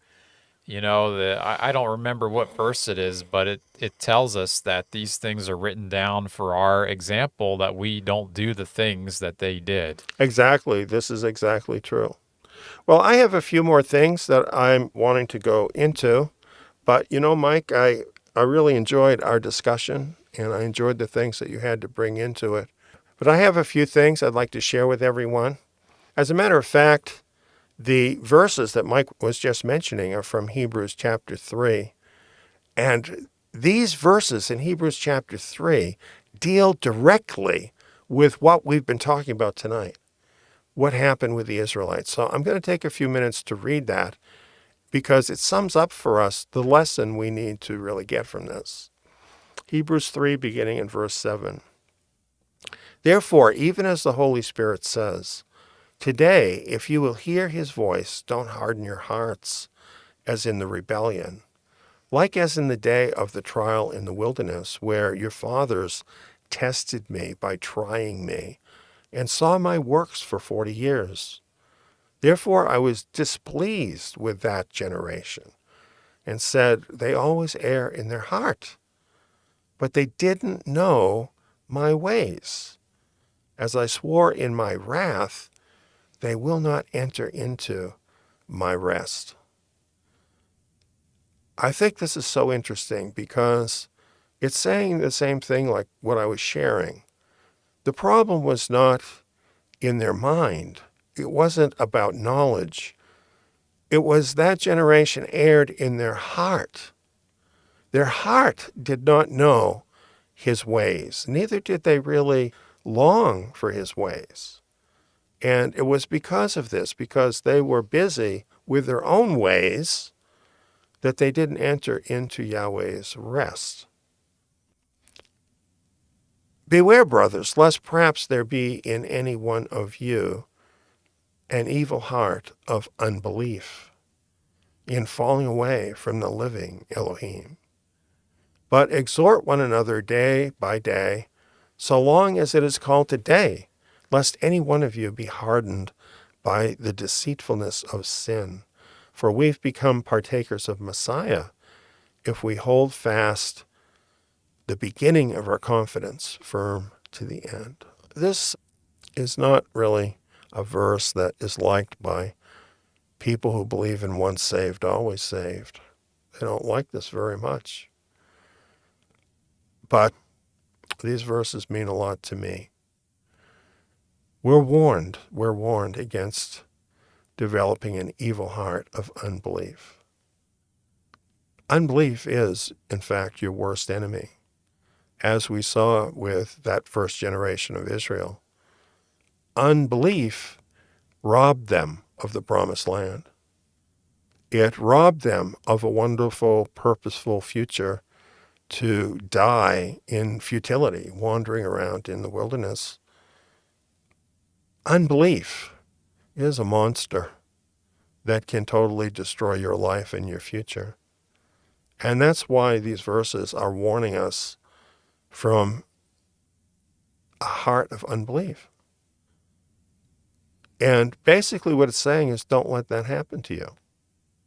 You see, if you just live your life, but you don't really guard your heart, you don't really guard your faith, there are so many things that are working against you and against your faith, against your belief. You can fall into this sin of unbelief. And as it says here, it's very deceitful. This sin is very deceitful. We can think that we have faith, but then when we meet the test, it isn't there. And it says here, we have become partakers of Messiah if we hold fast the beginning of our confidence, in other words, our faith in him, firm to the end.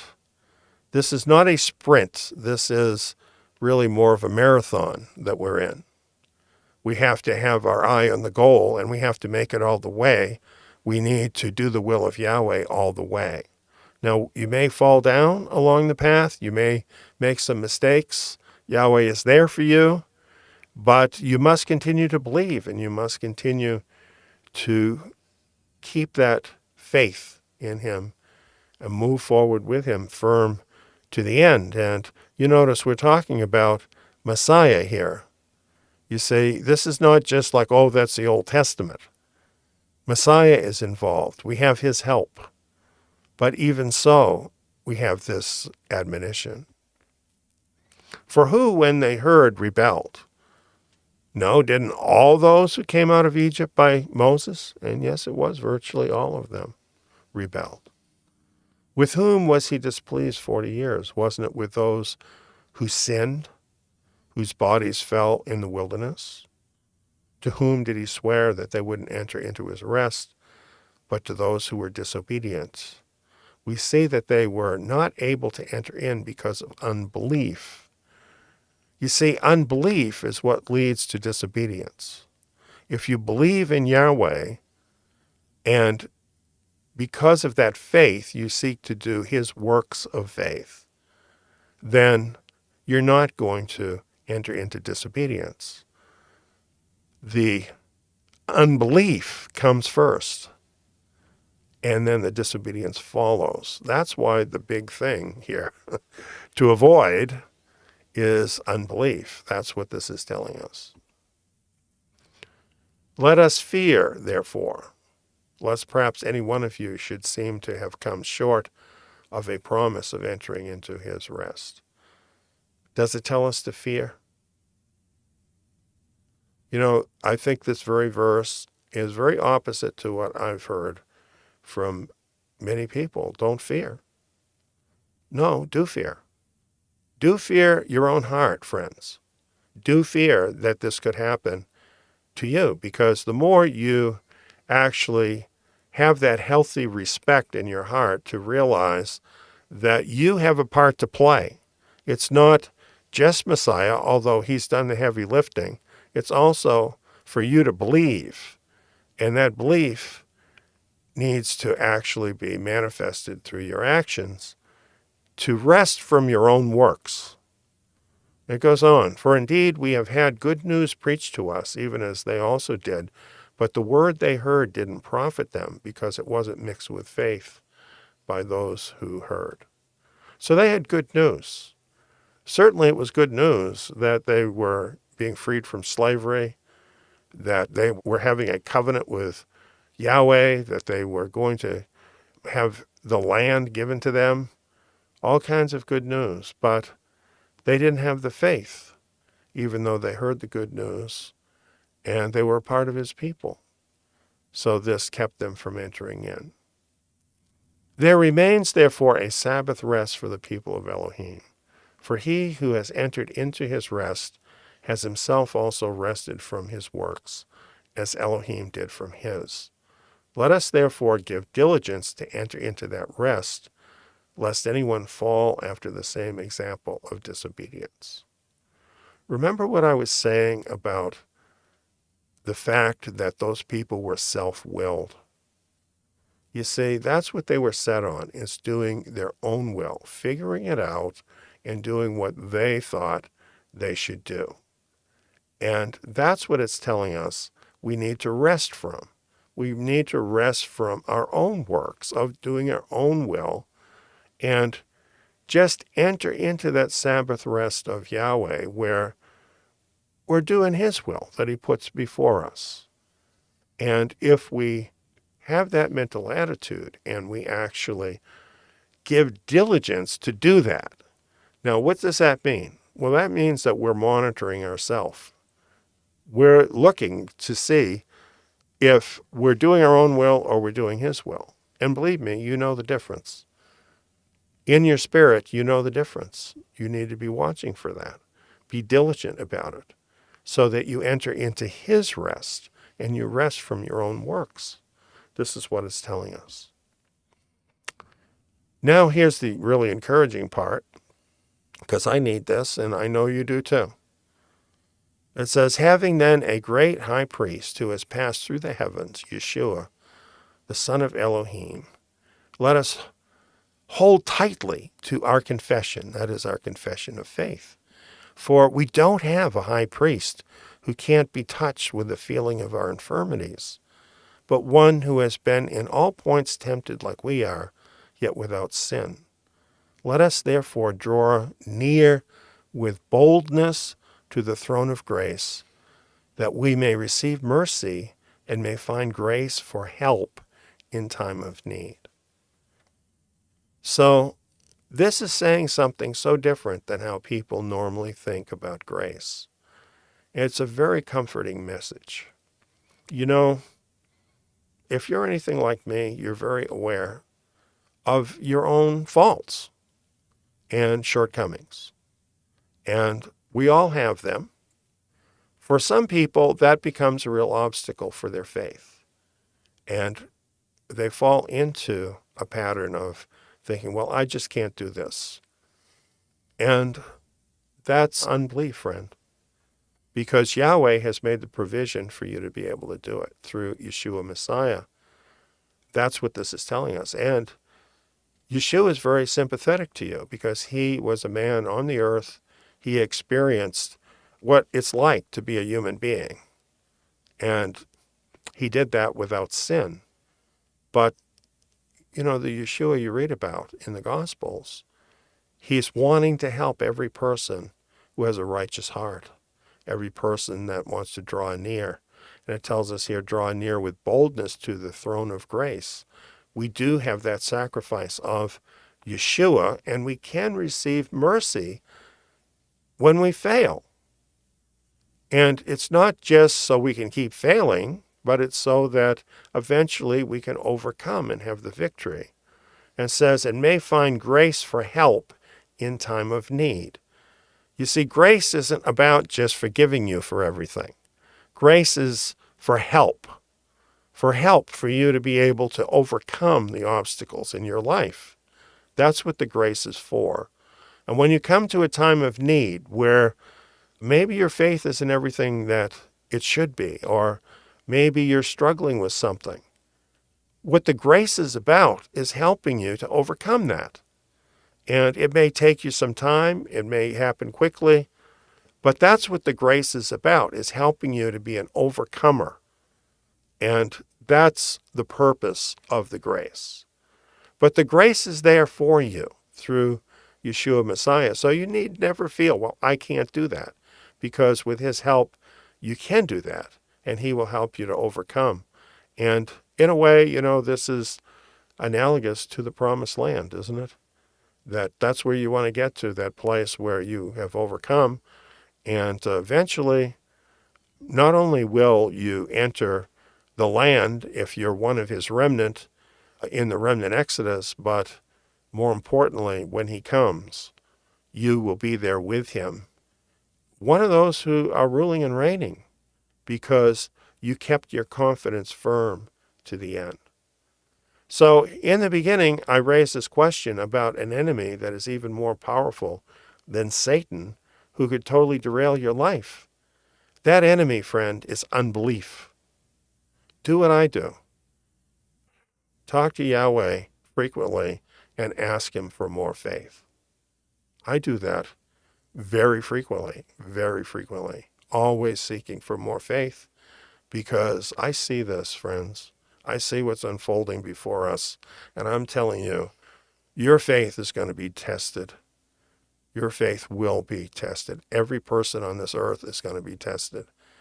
And we need to develop more faith, and we need to do what that generation of Israel didn't do. We need to follow through all the way with Yahweh, all the way doing his will.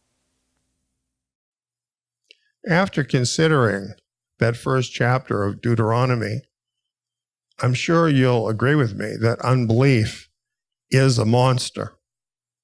It can totally derail believers, like it did that first generation of Israel. We need to fight it. We need to realize what a monster it is, and we need to fight it. How do we do that? My newsletter today has a number of very key steps we can all take to defeat that monster. And I would have included them in tonight's presentation, but it would be just too long to take in that material.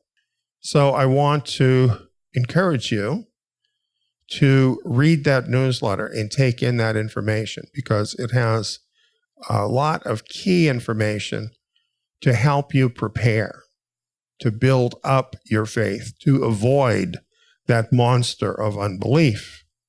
You can read it or listen to the audio version at this link.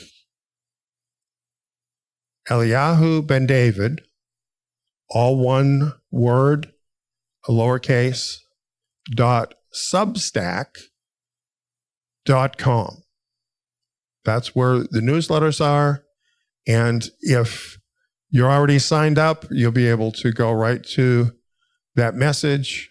Otherwise, you may need to sign up. If you're not signed up already, this costs you absolutely nothing to do.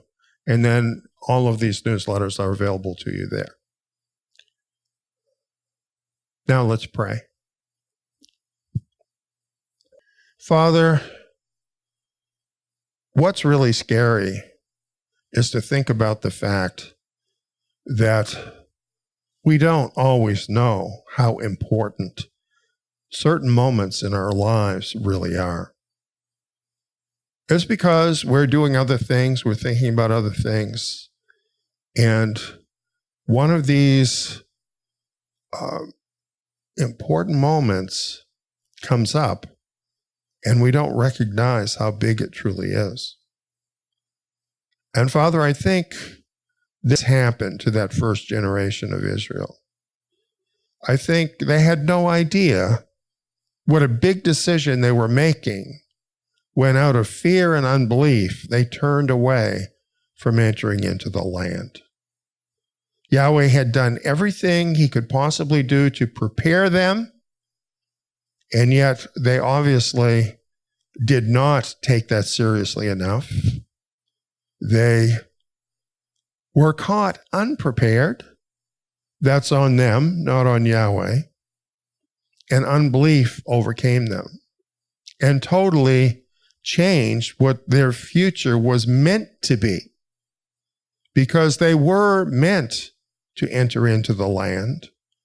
Yahweh had a wonderful, victorious future for them. And instead, that generation died in the wilderness. Father, we don't want to be like that. And we need to see that even though we may have other things in our life that take our attention, that we're at a very important moment right now where we need to decide what our life is truly about and whether we are fully in with your program regarding, Father, your remnant nation and the remnant exodus. I want to pray for everyone who's hearing this message and really all of your remnant to come awake fully to that reality and to see that we are facing up very soon to the biggest challenge that will ever come into our life up to that moment. We're coming to a time, Father, where we will need to decide, are we going to stay here in the nations with everything that's going to be poured out on the nations very soon? Or are we going to trust you and enter into our land and enter into the place of safety you have for us and enter into our purpose, Father, of being a people for your name, that your great name may be known in the midst of your remnant people in the land. That's what's before us. So, Father, I pray that you will help us to see how important this is to come to grips with that monster of unbelief and to vanquish that and to move on as overcomers. Father, I just pray for your people. I know you have a scattered people, and that's the problem. And we need to be drawn together, Father, into your nation where we can fully prepare for what's ahead. Help us to be bold. Those people who should be leaders, have them step up. Help them, Father, to take that step and not hold back. And I pray right now that I will get phone calls and messages from those brothers that, okay, I'm ready, let's do it. Because the time, Father, is short. Thank you, Father, for caring about us so much that you continually put out the things we need to hear in order to prepare us for what's ahead. Father, we glorify you. We glorify your great name, Yahweh, and we want to see your name magnified throughout the earth in the midst of your people. We know this is your will because it is stated in all of the prophecies, and now is the time. We give you glory in Yeshua's name. Amen. Now, stick with us for this wonderful new song.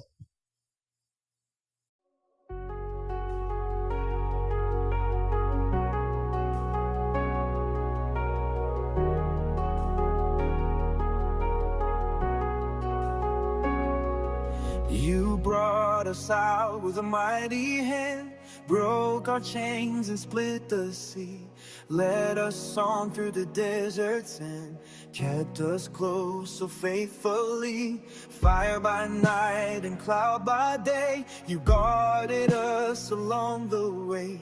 Now we stand where fear must fade. Now we're told, don't be afraid. The land is good, the word is clear, but promise dies when fed by fear. Go up and take the land. Yahweh goes before you. Do not fear, the giants stand. Yah's mighty hand is for you. He who bore you through the wall will not leave you here to fall. Trust the voice that called you, child.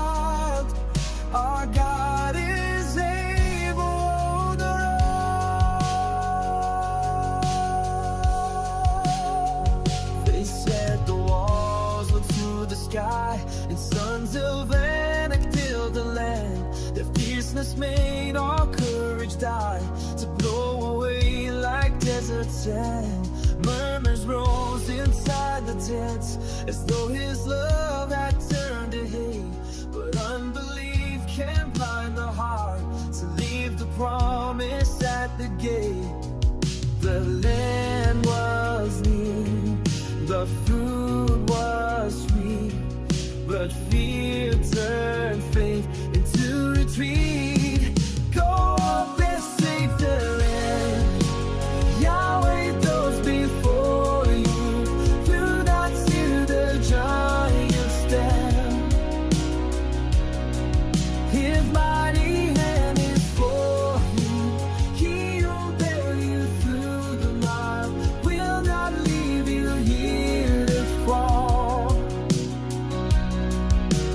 Trust the voice that's called you child. Our God is able over all. We face our giants even now. The threats are loud, the road is steep, but Yahweh who kept his people then is Yahweh whose love will never sleep. Not by breath